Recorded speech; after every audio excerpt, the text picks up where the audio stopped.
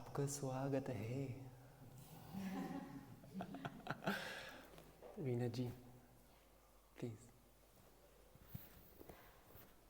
So, welcome everyone here. Hope you all are doing well and ready for retreat. So, today we are very delighted and fortunate to have Bhante Ānanda with us for this retreat. So, before begin this retreat, let me introduce Bhante ji. Oh, I get an introduction. That's nice. Yeah. So, Bhante Ānanda is a Canadian Buddhist monk trained in the teachings and monastic way of the life of early Buddhism. In 2018, after practicing and learning from a vast spectrum of spiritual practices, including Hinduism, Hatha Yoga, Ayurveda, traditional Chinese medicine, vipassana meditation, and much more, Bhante Ānanda discovered the teachings of Bhante Ānanda.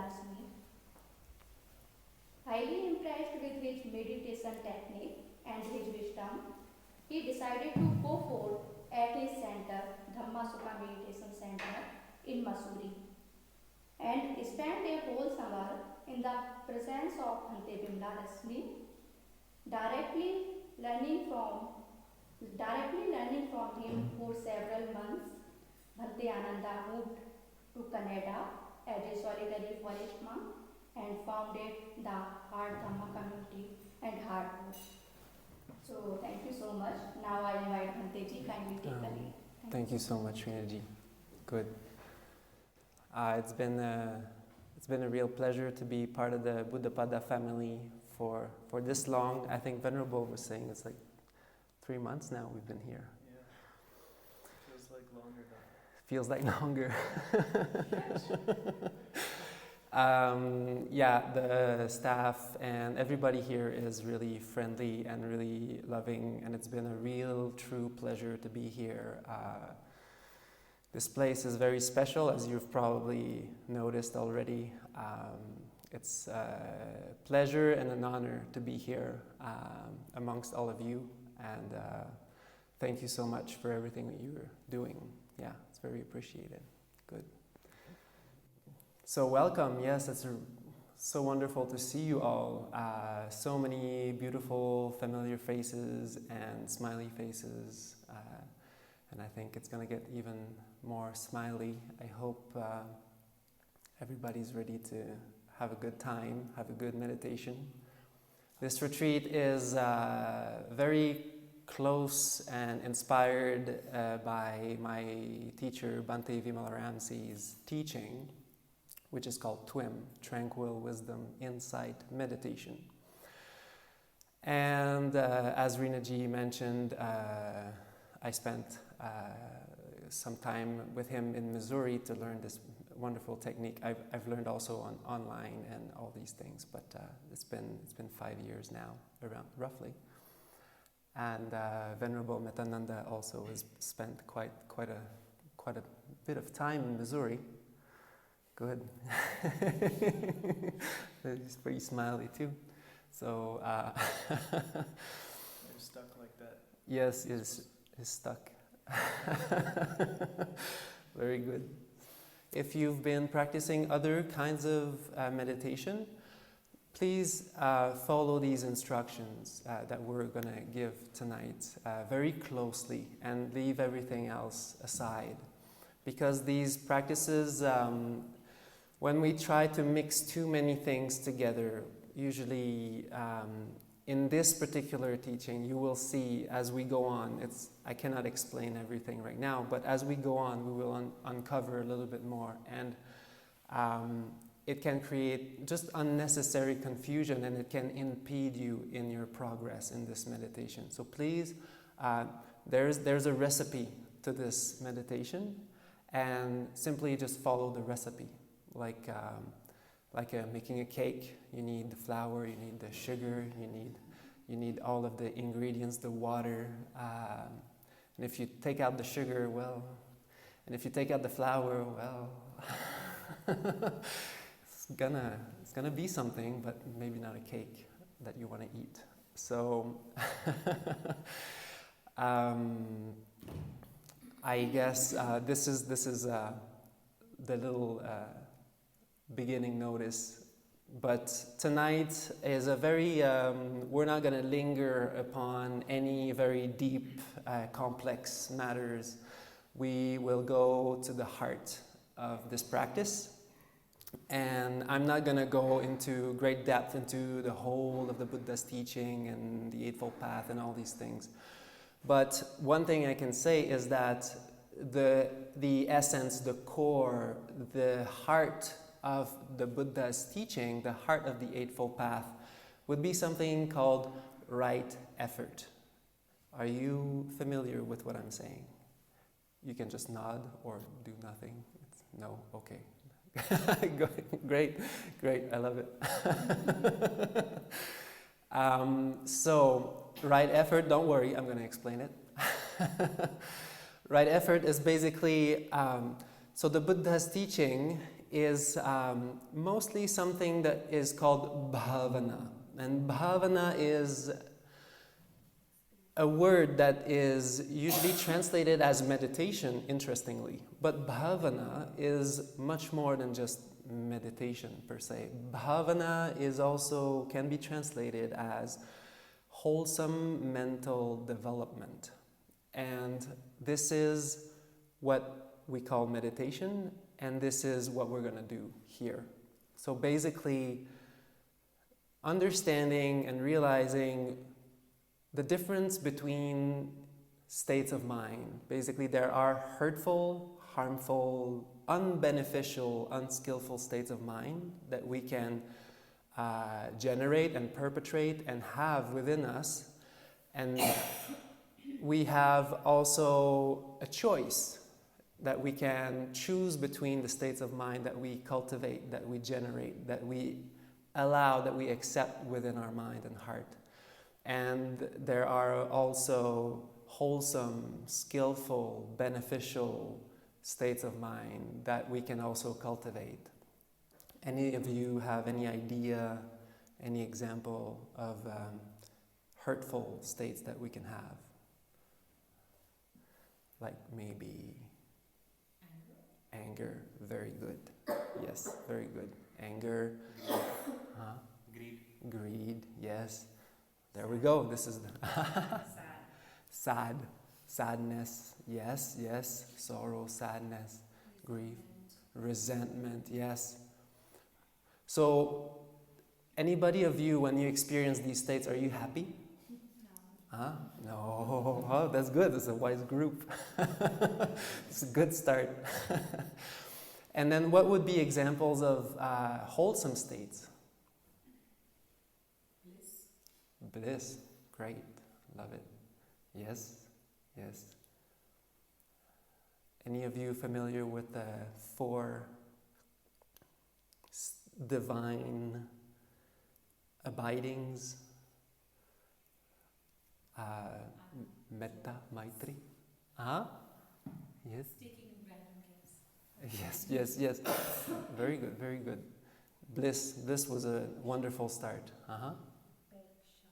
Upeksha, yes. Equanimity, steadiness of mind, tranquility. Yes. Perhaps there are 4 states that the Buddha also talked a lot about, was boundless love, boundless compassion, boundless joy, and boundless equanimity or calm. Upekkha. Metta, karuna, mudita, upekkha. So basically these are very bright, shining examples of wholesome states. And this particular teaching is using exactly these 4 states. And these are called the Brahma Viharas. The Brahma Viharas mean, basically, at the time of the Buddha, it was understood that Brahma was abiding only in 4 states. It is only possible for Brahma to abide in only 4 states. It's love, compassion, joy, or sympathetic joy, and steadiness of mind, or calm, or poise, I like to call it. And so the Buddha used these 4 divine abidings to purify the mind and to help people develop an uplifted mind. And that a mind like this is a mind that is very happy, steady, calm, and collected also. And so this is what we're going to do tonight, this retreat, not just tonight.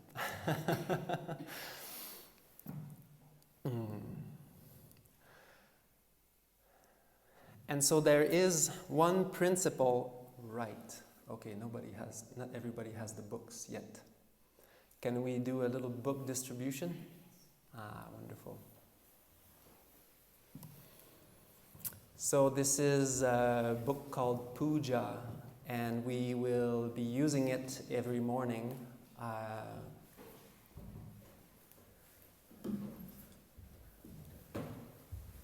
For our morning routine. So perhaps some of you know or not, one of the things that I do is I translate the original discourses of the Buddha from Pali into English. And this is one of my books, which is mainly all of my translations. Well, it is all of my translations. And the Pali over that.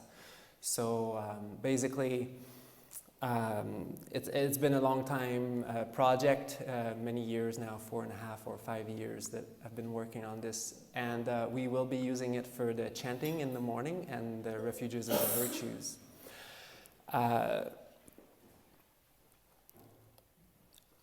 During the retreat, please do not read too much. So this book is there. So basically, it's a really wholesome thing to have, obviously, to bathe our mind into these wonderful words of the Buddha. But on retreat, what we want to do is learn to also let go of these distractions. And so we're only going to use it in the morning. And please do not read the whole. You can read it after. That's all good. But this copy is given to you. These books cannot be sold. They can only be offered through generosity. So everybody here will you will leave with this copy from the retreat, unless you really don't want it. But you can give it back to me, that's fine. I get it. No offense. And one of the things that I want to look at tonight is just a very brief verse, which is basically, you've heard the title of the retreat is Natural Samādhi. And this is a term that I use quite often. And this is literally the verse on which I base the biggest part of what I teach and practice. And this is on page 12. So you can have a look.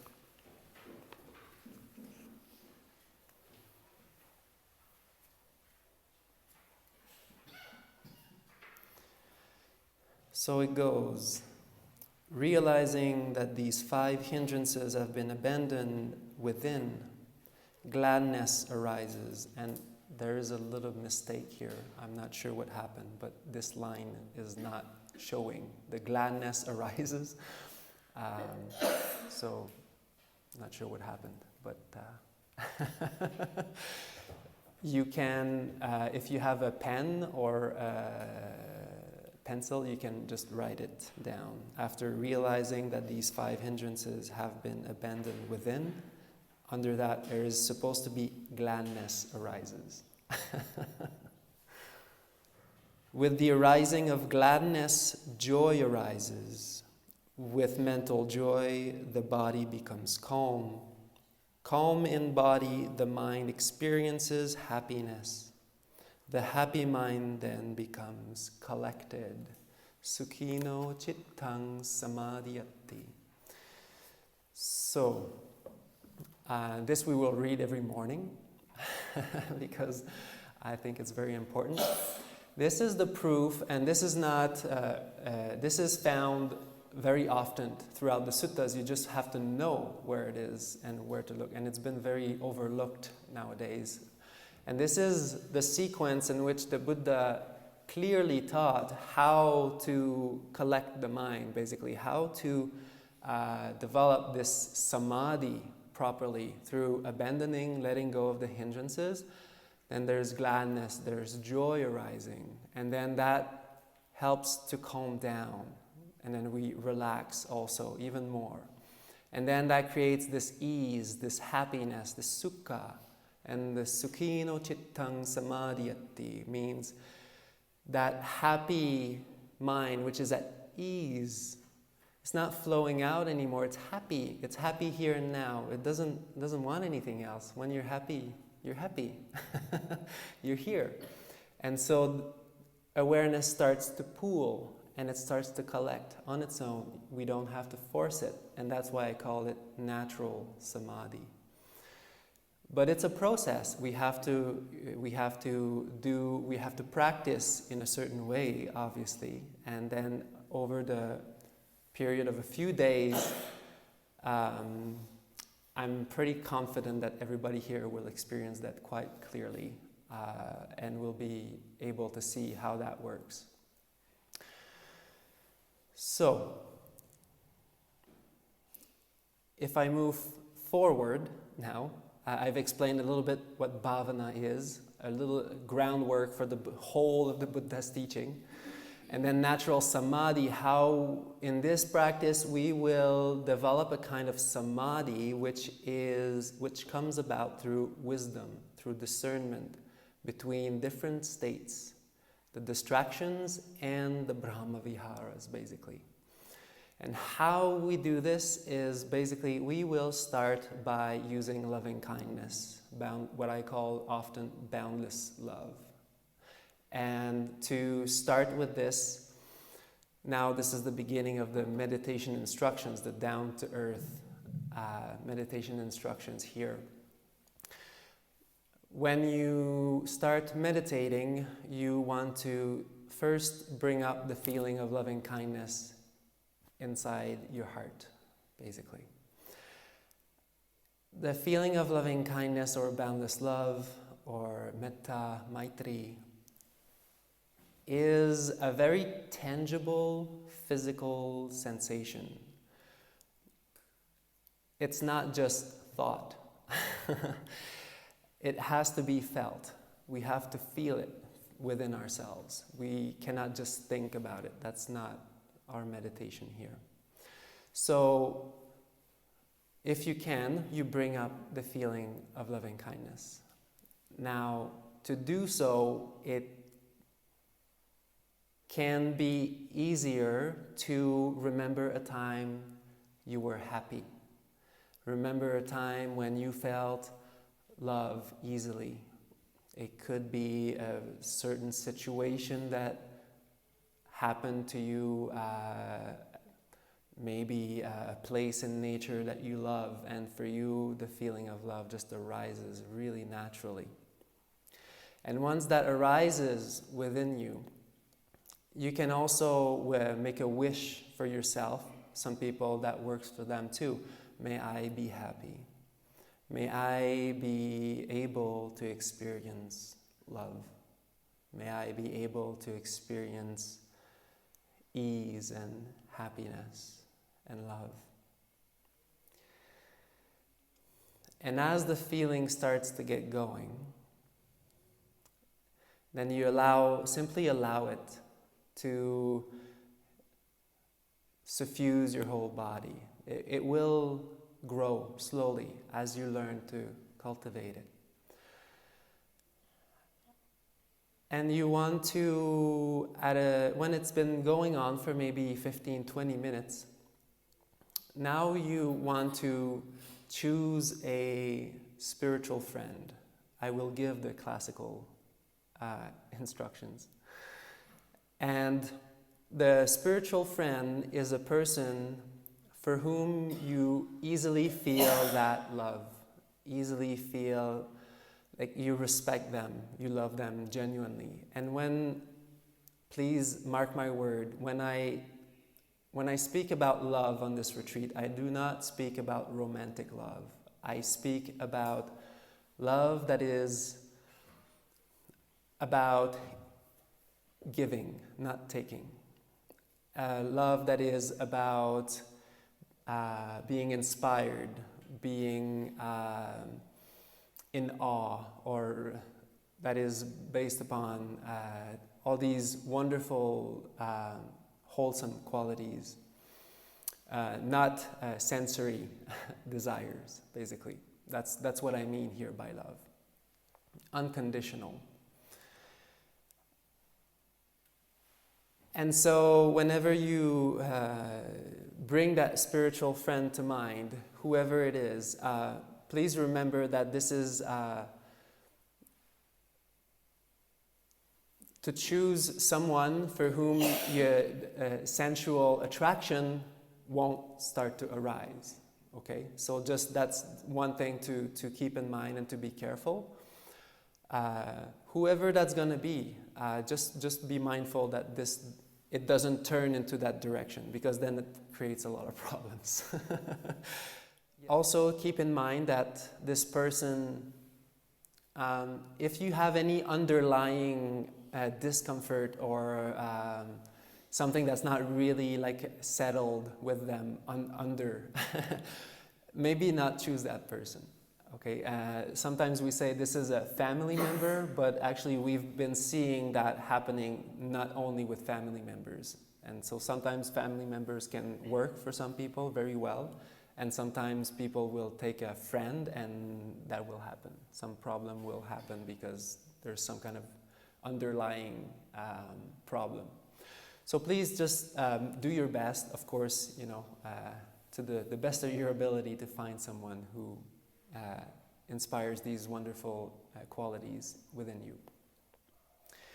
And once you have found this spiritual friend, now you want to keep this spiritual friend in your heart and let it be the seed of your love, basically, that will help you stay with the love this whole time.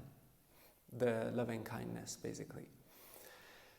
And you can make a wish for your friend. May you be happy. May you be well. May you be healthy. May you have everything that you need in your life for your progress, for your well-being.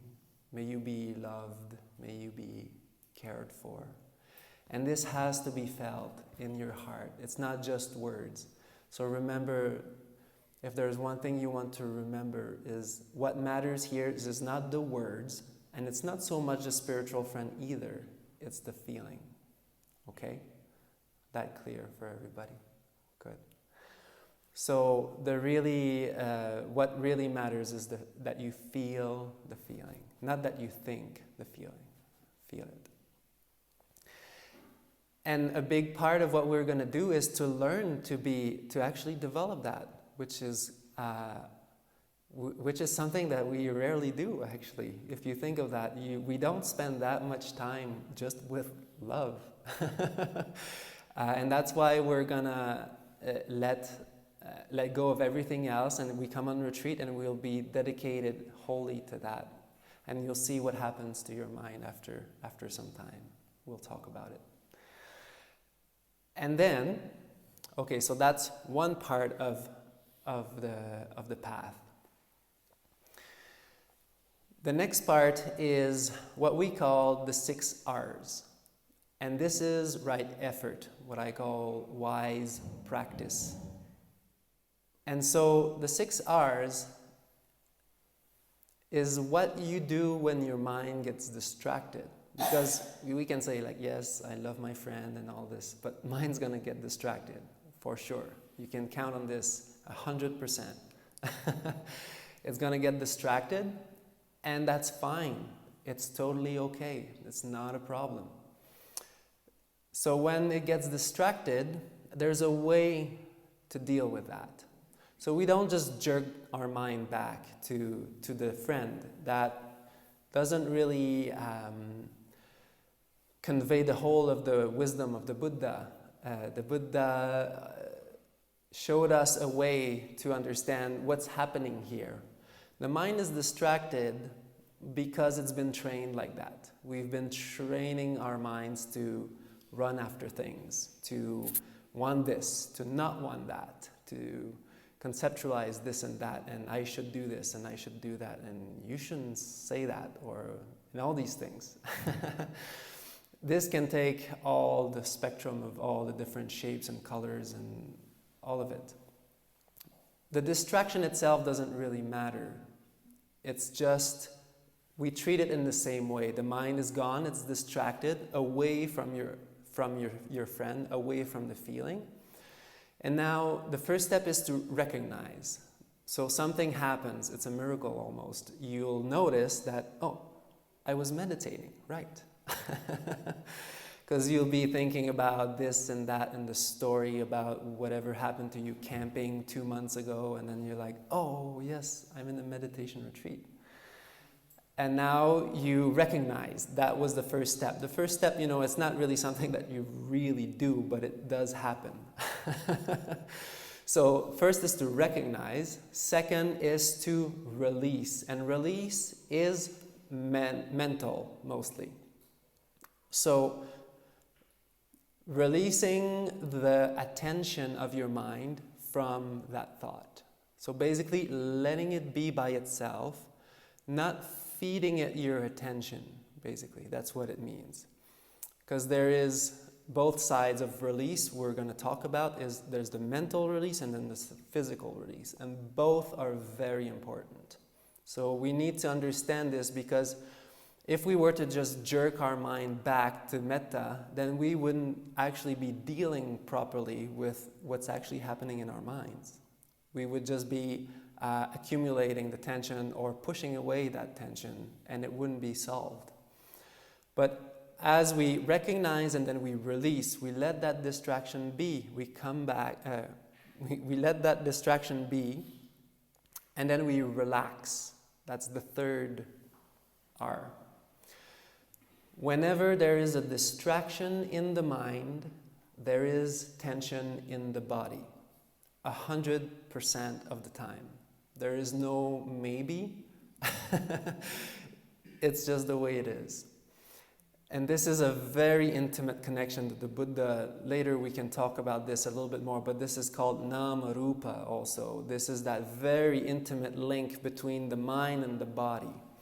And every time there's a distraction, this is a slight discontent. This is a slight bit of craving, if you want to use that term. I don't really use that term very often, but if we're going to talk a little bit more classical Buddhism, and this little bit of craving, it's actually it's stored up within us, and the way that we fully let it go is not only mentally, but it also, we need to go through the body, because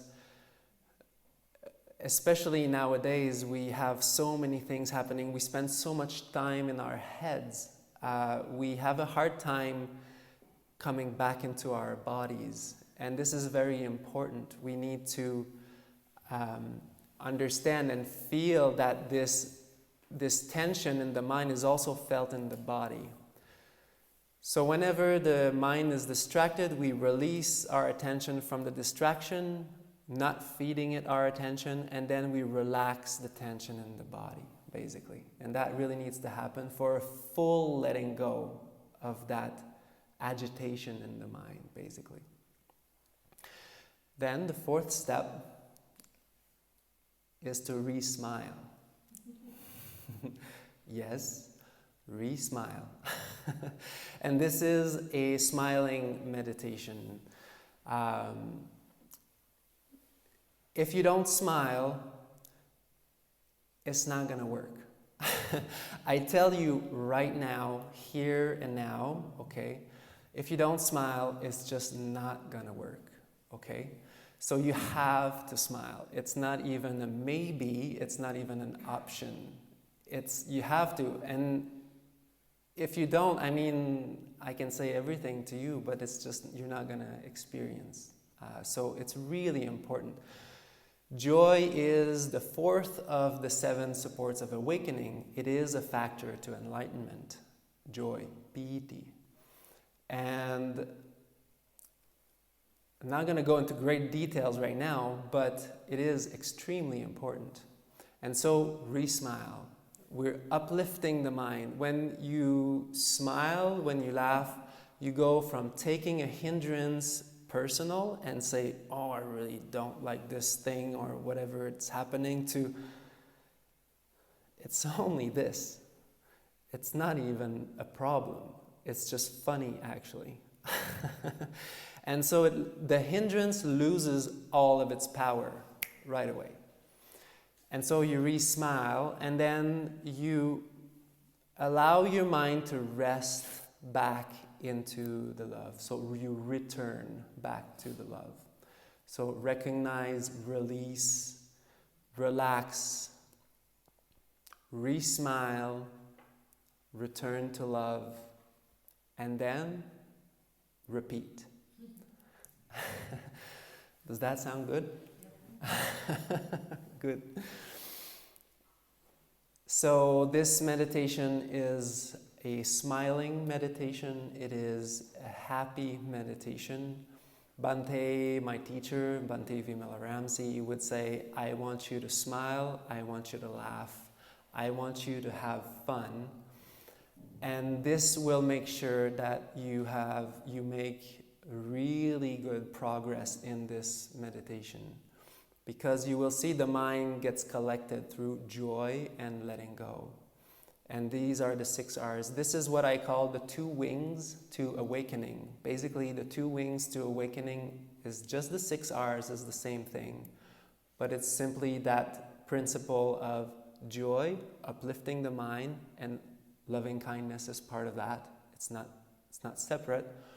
And letting go, relaxing, releasing. And this will purify the mind, and we will become very collected and very happy and very wholesome and still.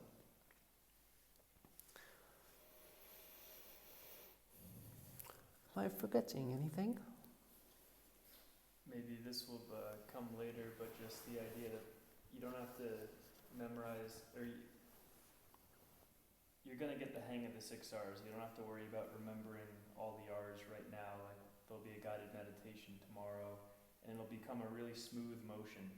You won't have to think, it's not about thinking about what's the next R. It's just you get a sense for how your mind does that really smoothly. But in the beginning, it's important to take time to make sure you're not skipping any one of those, because like Bhante said, that would be like missing the flour, the sugar, and the cake. A lot of people, if you're missing the relaxed step especially, that's like the crux of this very skillful way of dealing with hindrances. Oftentimes we think we let go of a hindrance just mentally, but we don't. And if we don't come back through the body and actually calm, relax the body, immediately you'll feel your mind open again, just because you go through the body relaxing it. The mind becomes clear and bright and open right away. And then re-smiling just gives it even more power or just even more clarity, bright clarity. And I think this is also what's meant by the Buddha's teaching is immediately effective, that when you use the 6 R's, it's like, oh yeah, that felt good. There's that little relief and just, mind is bright and uplifted. That immediately brings joy, and you can see the benefits of the practice. Okay, so I think that's mainly, this is the heart. So basically, this is the heart of the practice. This is the heart of what we're going to be practicing for the next 7 days. Hopefully you'll bring it a little further into your life, and that's going to be 365. But so moving forward, because this is the core of it, and now there's more to a retreat than just core meditation instructions. There will be a whole spectrum of different practitioners here. Some people have already been practicing for a while in this particular technique, so some people will sit for a very long time. But if you're new to this, please sit comfortably. Sit for the amount of time that you feel comfortable, and I would say a minimum of half an hour to 45 minutes is roughly a good place to start. Anything less than half an hour, it would be kind of giving in to the hindrances a little too quick. So, so maybe if you, at least start with half an hour. I would say even 45 minutes.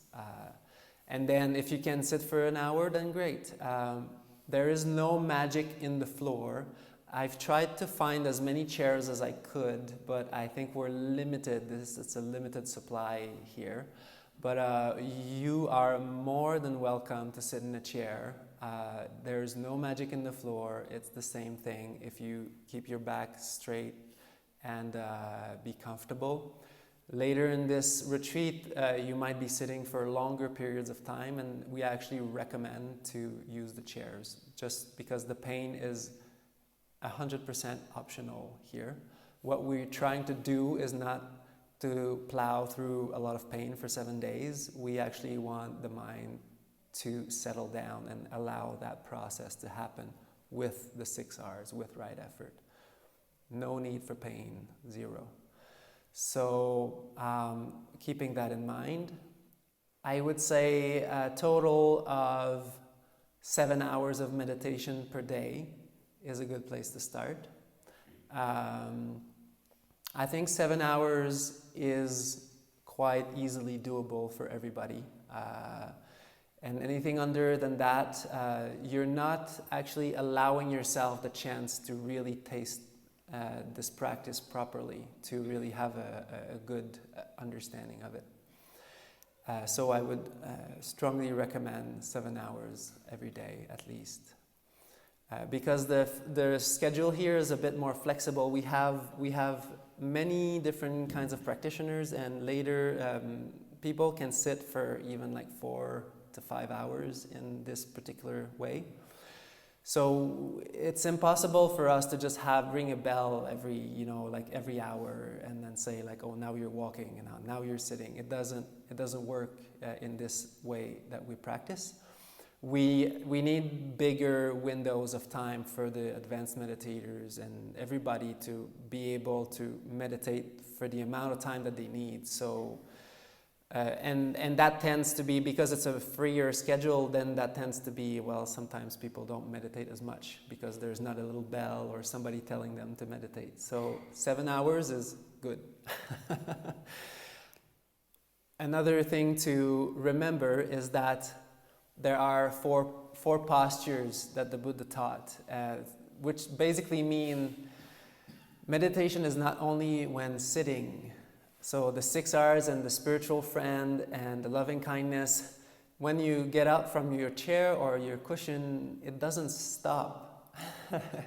It needs you continue with your friend, sending love to your friend or to yourself, while walking, while sitting, while going for food, while eating.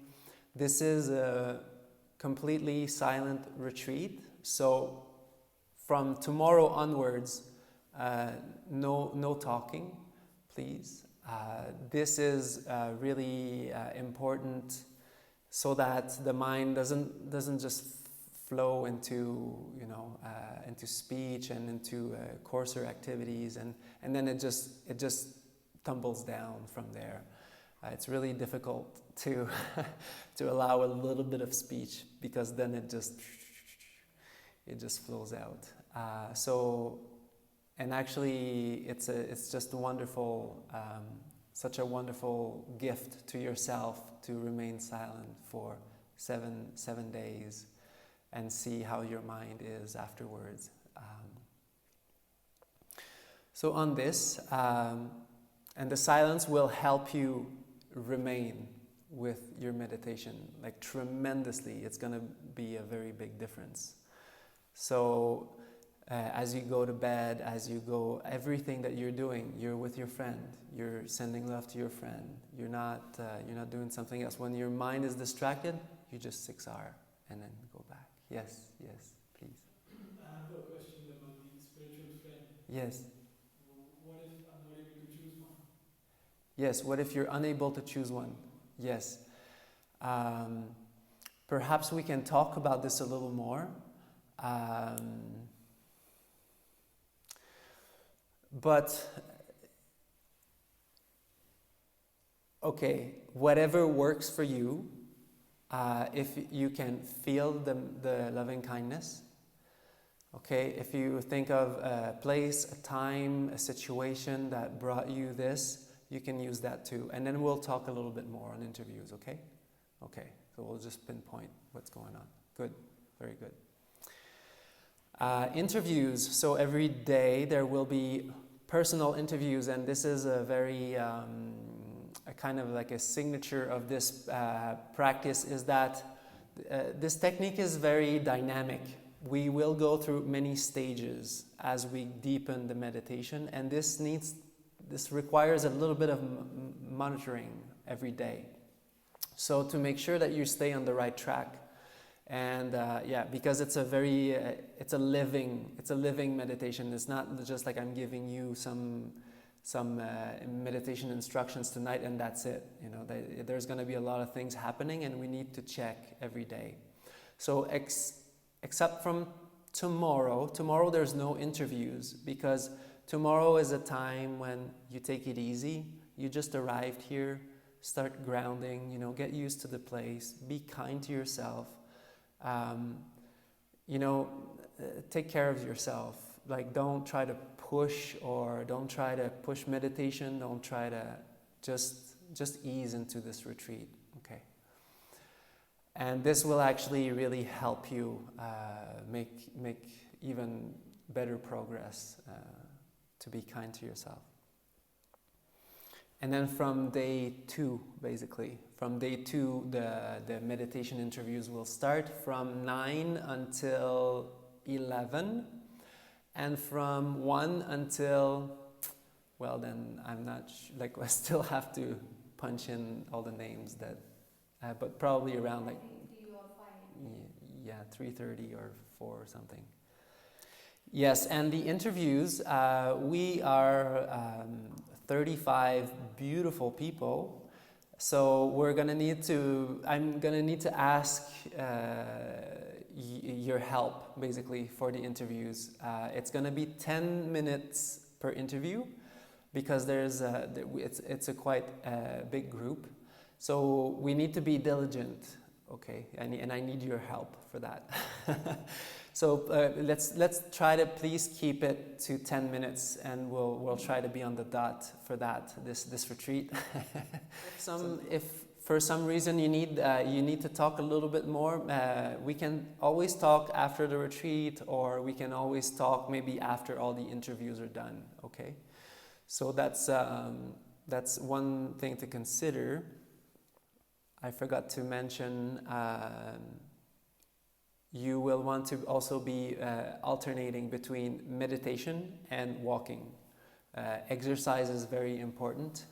Your whole body, is meant to have some kind of movement, activity, and walking meditation is a very, very important part of the path.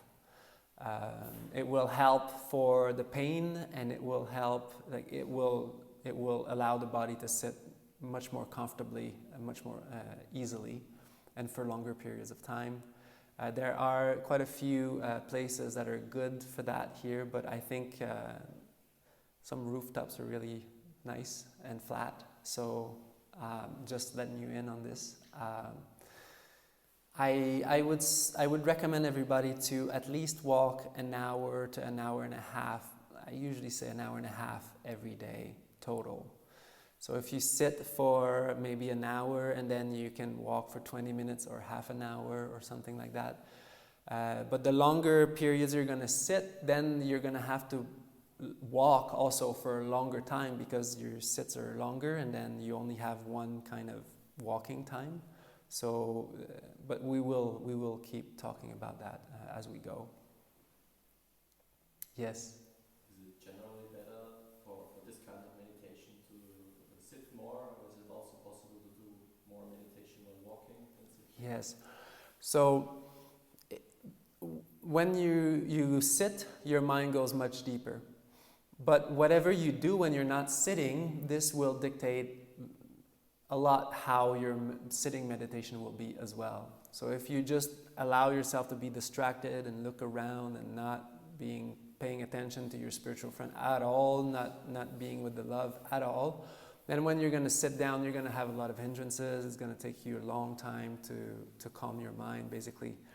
And so when you're walking is very helpful. It's essential for you to keep practicing. So yes, it's very, and the body needs to be activated a little bit. And so you need to continue your meditation. But sitting will definitely go deeper. Yeah, it will allow your mind to really settle. Just bodily activity is requiring a lot of mental activity also. So you will notice that. Yes? Could the spiritual friend be someone who's passed? It's not impossible, but sometimes that can create problems. Yes, because of many reasons, yeah. But just because they're not there anymore, and maybe there's like some grief or some hurt, or really depending, if it's, yeah. It's not completely out of the game. It's not completely impossible, but we usually recommend to, yes, have a living person. So for the cell phones, I wasn't too sure what we did last retreats. Did we pick them up or?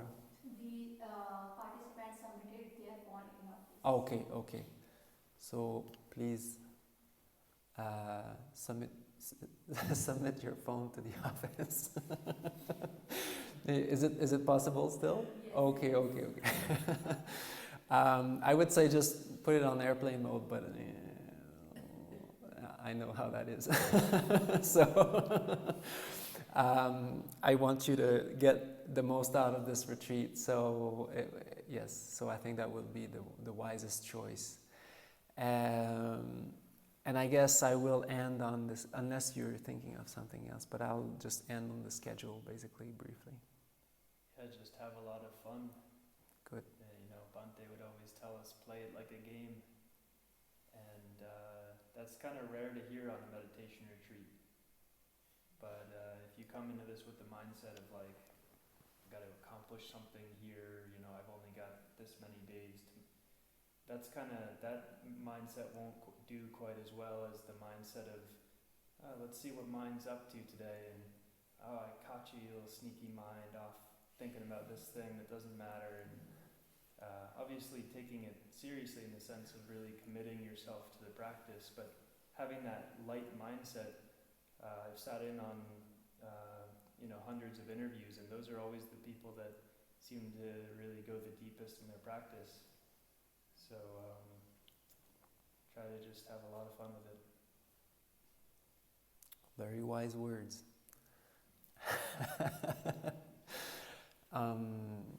So quickly, maybe I'll go over the retreat schedule, just because. So basically, we will start at waking up at 5:30 or waking up at whatever time you feel like. But at 6, we will all come to this meditation hall and this retreat will be slightly different. We'll start with a guided meditation at 6, group guided meditation. And then at 6:45, when the mind is a little bit more at ease and a little bit doing a little bit better, we will take the refuges and the virtues and read some verses. And then at 7 will be breakfast.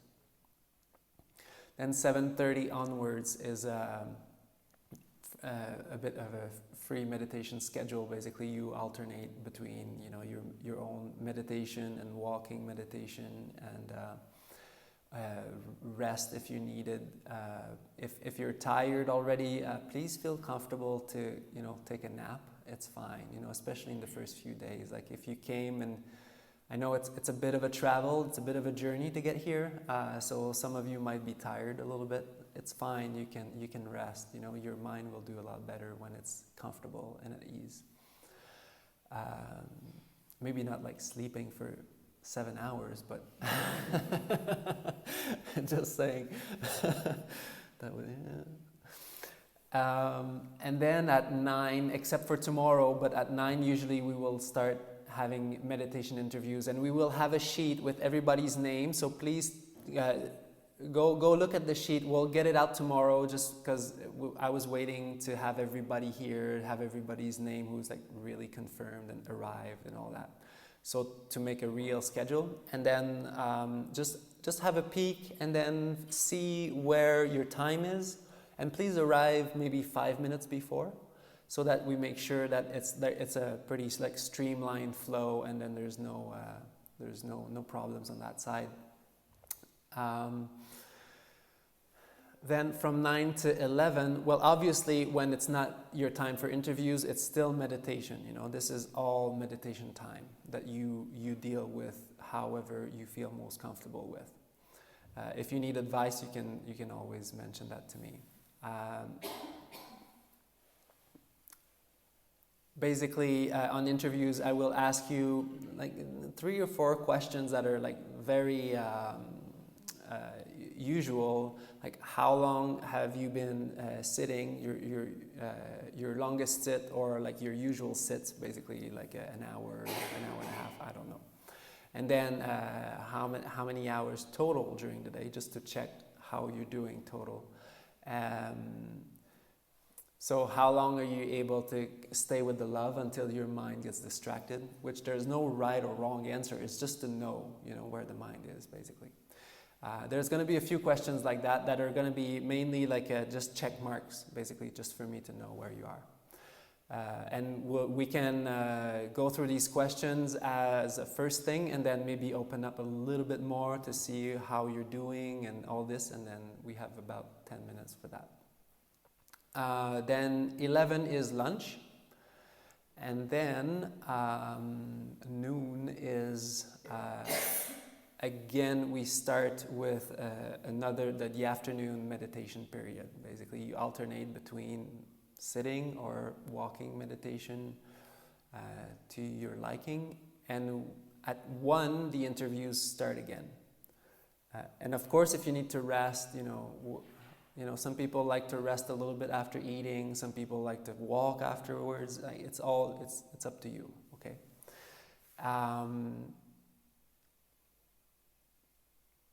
Then the meditation interviews, I'm not sure how long that's going to go for, but tea is at 5. Okay, tea is at 5, tea time. So we have, I guess it's not 4, like in England, but I can say tea time. And then, of course, if you have a medical condition, I guess I should say that, but if you have a medical condition, you need some food because you need to eat you need to take some medicines or whatever it is that you have, then you're allowed to have something to eat. But for the rest of the people, this is just there's no food in the afternoon. So basically, it's getting closer to monastic life, which is usually 1 meal a day or just no food in the afternoon, and that really helps the body for meditation. It prepares the body properly for sitting lightly in meditation. And then after that, I think it's 7. Next thing is 7. 7 here, Dhamma talk every night. And that's about it. However long that's going to take. We don't have a Hindi translation this time, so it shouldn't take 4 hours every night. Yes. So that's about it for the schedule. Maybe now is the time for the quiz. What are the 6 R's? Wham!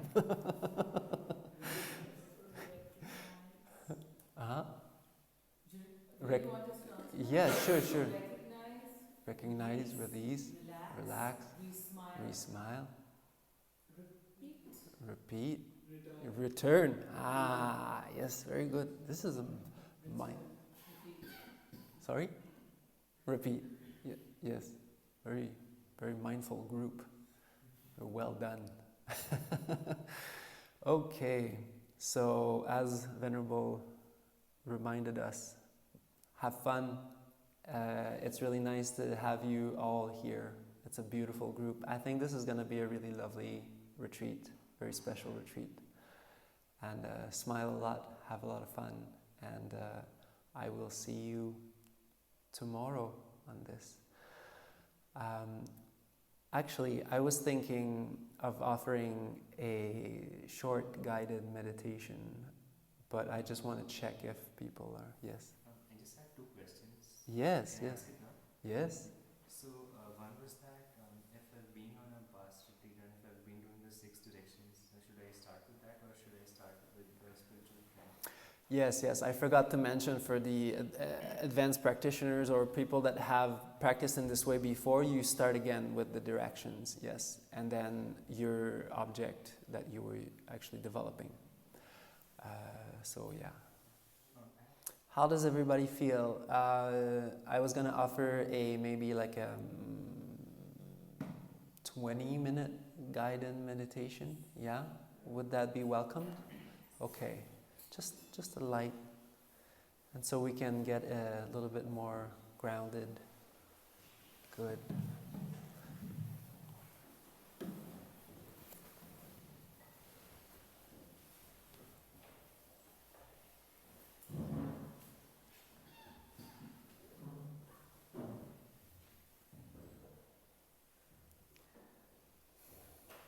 Okay, this is a little bit low. Okay, so please take a comfortable position.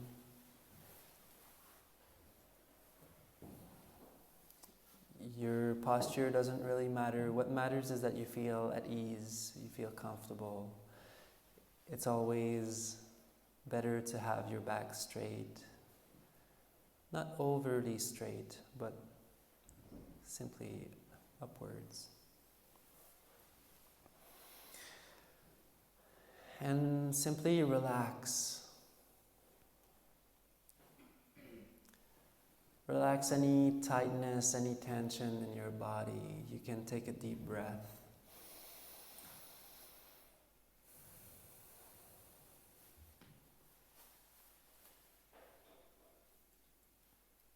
And just notice how good that feels.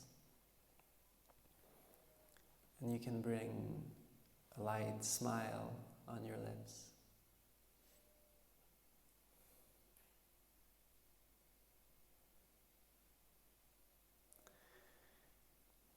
Feeling gravity, feeling welcomed.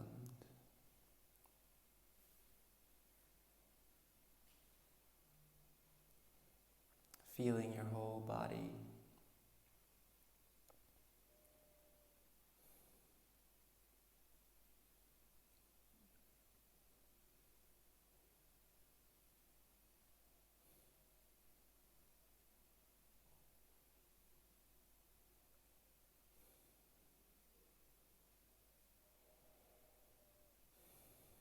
And as you relax, feeling your mind just starting to come down and settle into your body, into presence, here and now, with nothing else.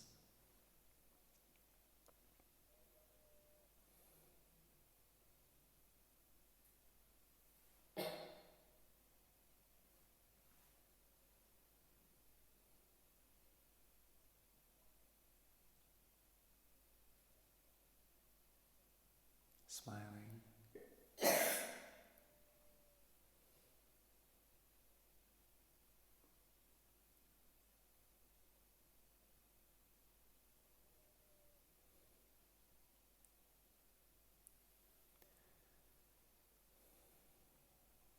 Feel any tension, any kind of white noise or distortion or tension in your body just being washed down and pulled by the gravity, the earth, feeling welcomed, feeling grounded.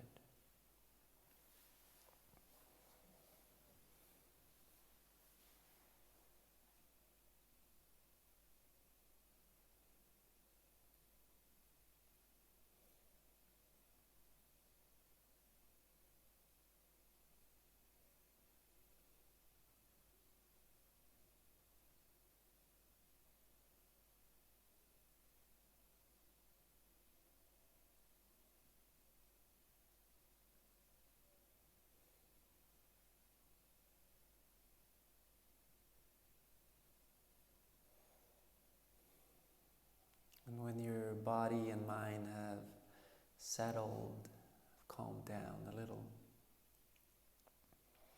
now you can bring the feeling of love, the feeling of loving kindness inside your heart. The feeling of loving kindness is a warm, radiant, glowing feeling in the center of your chest.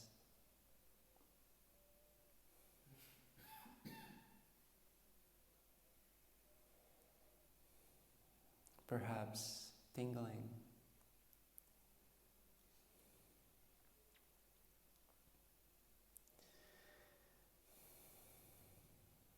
And to help it along, you can remember a time you were happy,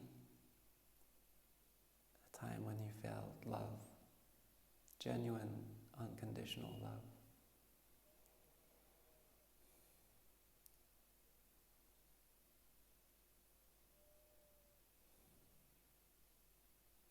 You can even use sentences like,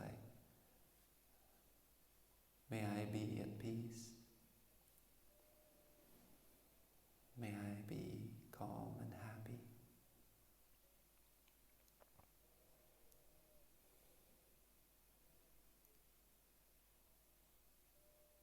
May I allow myself to feel love."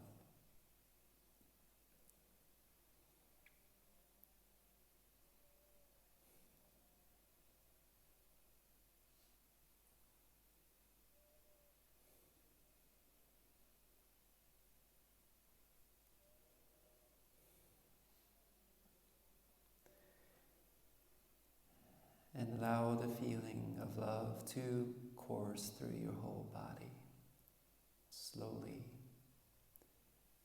suffusing every corner of your body.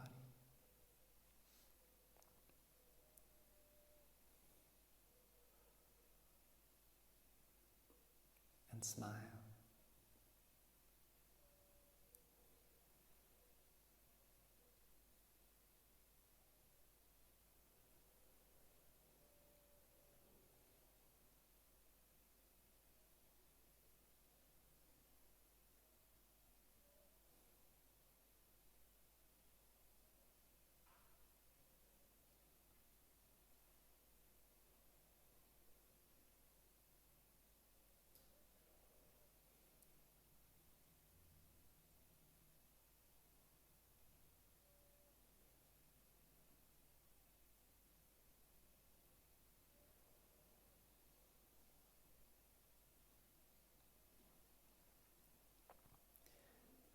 And if the mind gets distracted, that's fine, no problem.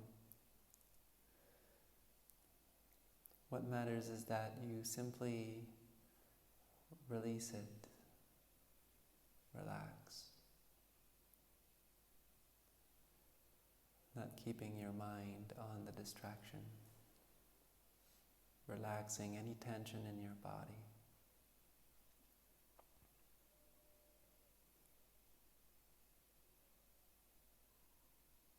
Smiling again.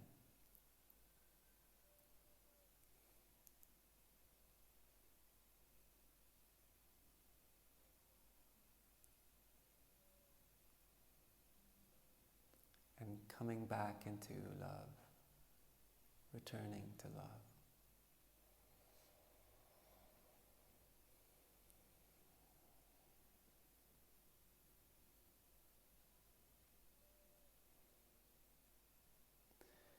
And you will notice that it is by letting go into love, into loving kindness, that the feeling grows, not necessarily by forcing it. It grows naturally on its own as you let go of everything else.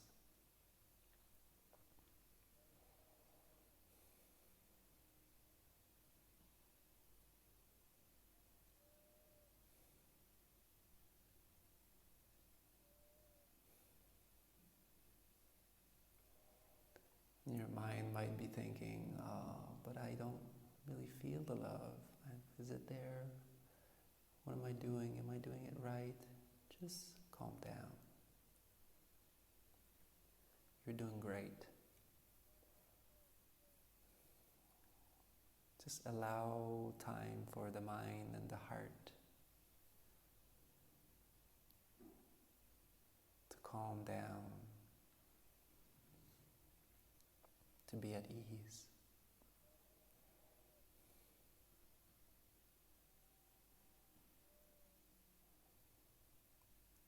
And the loving kindness will be clearer, more defined, slowly.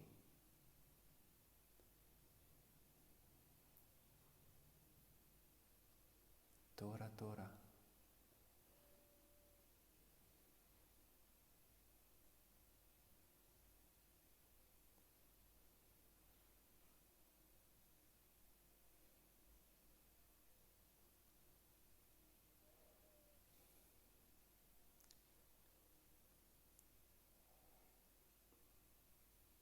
If you feel ready, you can bring your spiritual friend into your heart.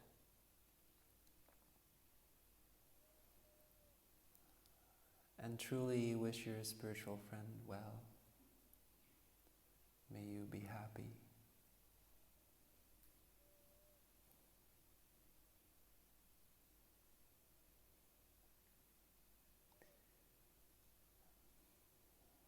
May you always receive everything that you need.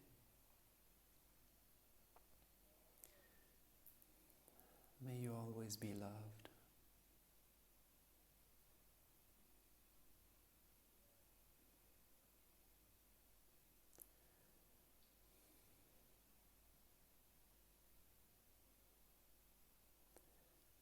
And feel the feeling.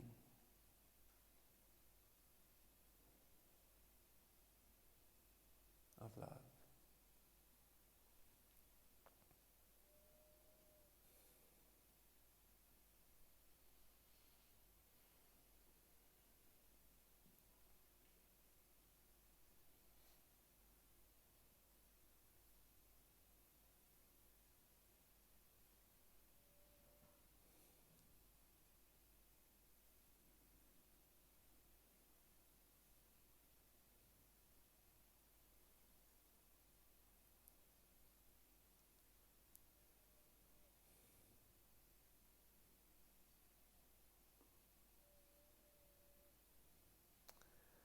Like dropping a pebble in a beautiful, clear lake.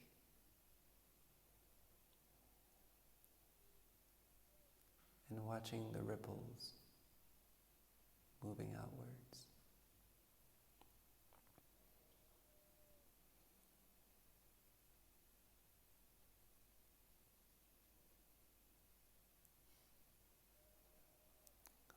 The words, the well-wishing that we use to bring up the feeling is like the pebble.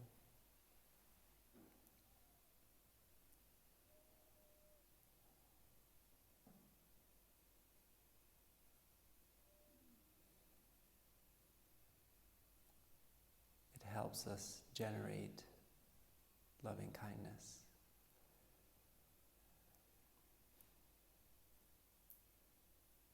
And we simply stay with this feeling for as long as it's possible.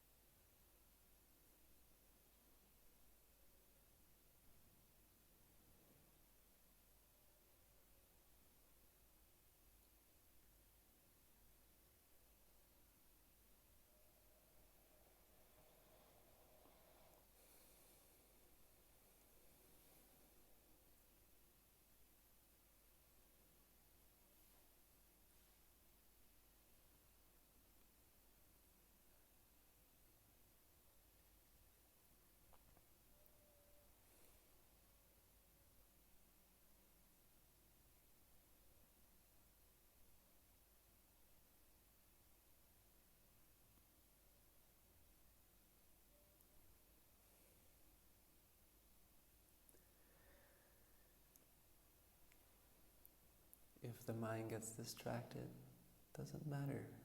That's fine. Don't criticize yourself. Don't judge yourself.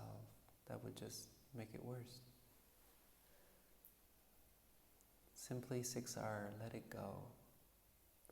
Recognize, release, relax the tension.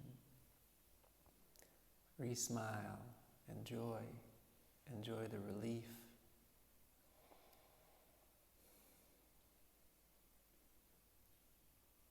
And come back, return to love, to your friend.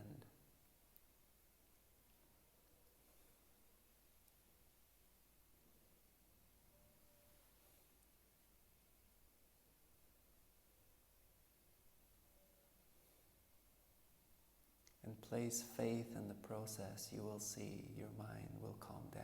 It will become very, very happy, very bright, very still.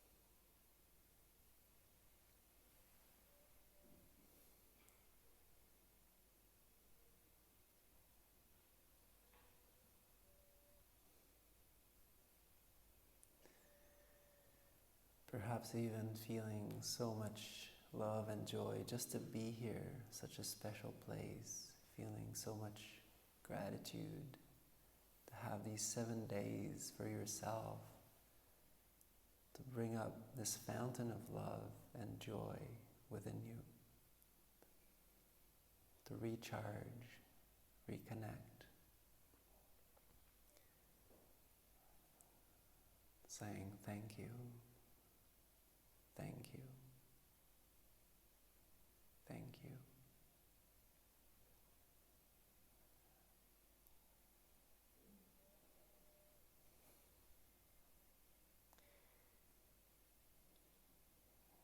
You are loved.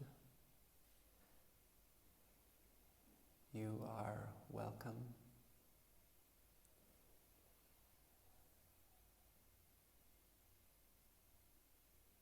It's wonderful to have you, each and every one of you, with us here. Thank you for your presence. And I wish you a beautiful evening and retreat.